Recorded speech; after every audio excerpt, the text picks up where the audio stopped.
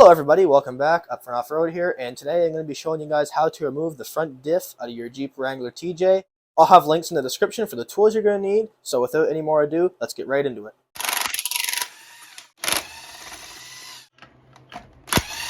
First step, of course, we have the front tire off. So we got both front tires off, and we have our Jeep all blocked up, and we're ready to start taking off and tearing apart this front end. What you're going to want to do, if you can, is any bolt that you can get at, you're going to want to wire brush it and try to clean off any rust or dirt that might interfere with the threads when you're trying to remove the nut. So next, you're going to want to spray all those bolts. You're going to want to hit them with penetrating oil or some sort of lubrication.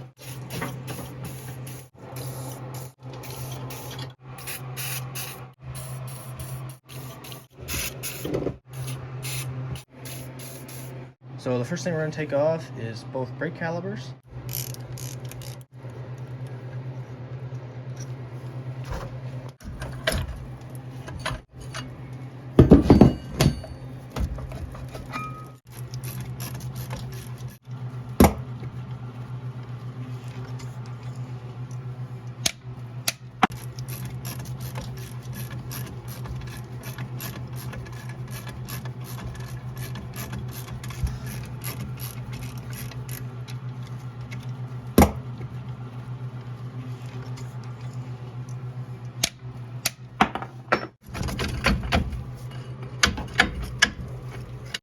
So next we're going to be removing the sway bar link here.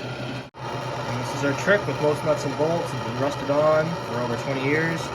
Heat them up. It makes a big difference when you're trying to get them off when they're stuck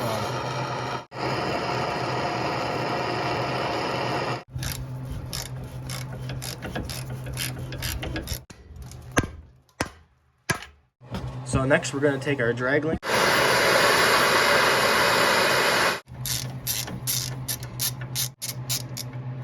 Have our tie rod puller here, which essentially when you tighten that up, it just pushes this bolt here or the stud here down out through the bottom of the drag link and off the front end of the Jeep. And now we're going to take out another castle nut, and this is on the driver's side, and this is the tie rod end.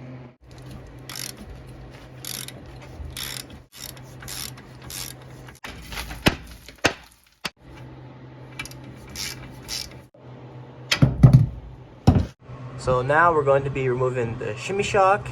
So this bolt through the front end here, and it's very difficult to get a socket on the back end of that nut. So we're gonna have to get a boxed end wrench, ratchet on the front, and then once you have that free, it just attaches to the drag link. So we're gonna leave this as well as part of the Jeep just to get it off the front end.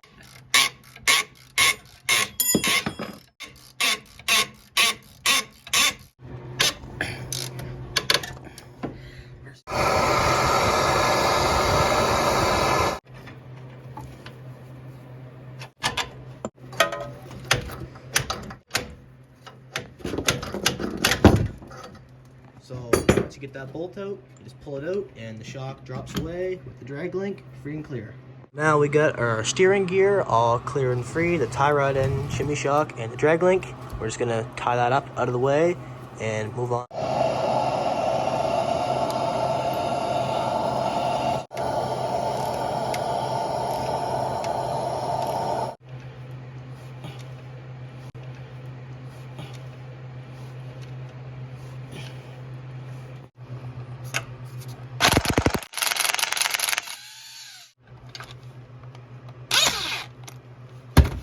Just like that, your track bar is free and clear.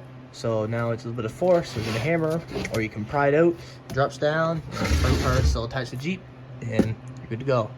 So next we're doing the upper control arms. All you do is just loosen this nut off this bolt here, and then pound it or pull it out through and lift the control arm off, and you're good to go.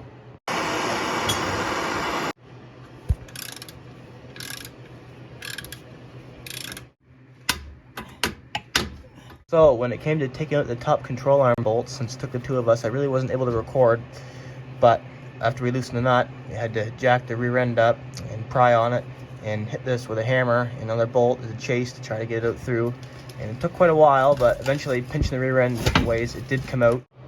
So next we're taking off the front drive shafts. We're just gonna unbolt the front drive shaft and the universal joint off, and we're leaving the knuckle on the rear end, of course.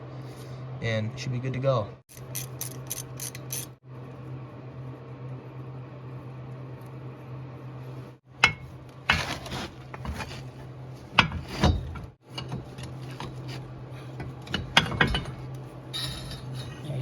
And just like that, the front drive shaft is free and clear.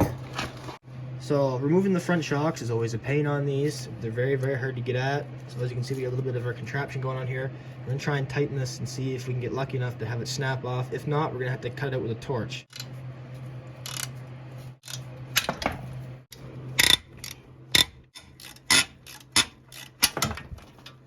And now our shock is free and clear.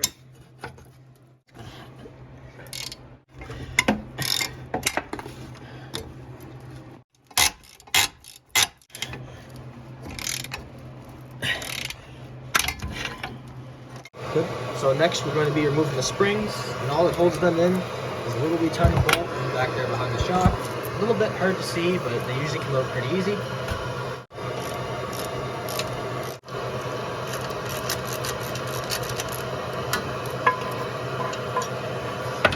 And then your spring, when you're ready, should just lift or drop out. When you lower or drop the front end, you should be good to go. The only issue we ran into is we did end up getting the nut loosened. We could not get this bolt out on the bottom lower control arm, so the top came out much easier, so that way we can get our front end out and get it somewhere where it's easier to work with instead of under a vehicle. And we're going to have to see if we can heat them up and get them out.